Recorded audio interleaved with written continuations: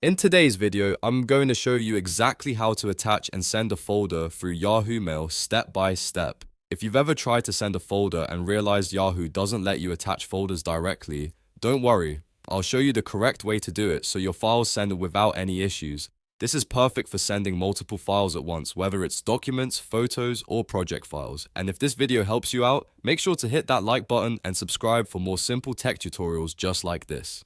Alright, let's jump right in. First, open your browser and go to Yahoo Mail. Log into your account if you're not already signed in. Once you're inside your inbox, look for the Compose button, usually labeled as New Message, and click on it. This will open up a new email window where you can start creating your message. Next, click on the To field and type in the email address of the person you want to send the folder to. Make sure you double check the email so it goes to the right recipient. After that, move down to the subject line and type in a clear subject so the recipient knows what the email is about. Now here's the important part. Yahoo Mail does not allow you to attach a folder directly.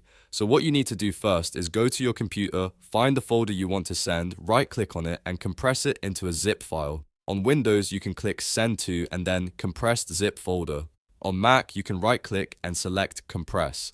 This will turn your folder into a single file that Yahoo Mail can handle. Once your folder is zipped, go back to your Yahoo Mail message. Now click on the Attach Files icon, usually represented by a paperclip. Browse your computer and select the zip file you just created. Wait for it to upload completely.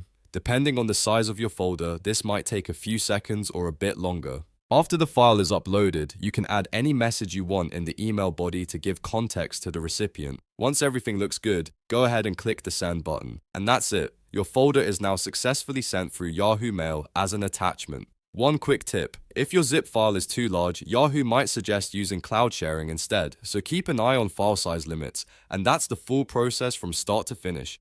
If this video helped you, make sure to like and subscribe, and I'll see you in the next tutorial.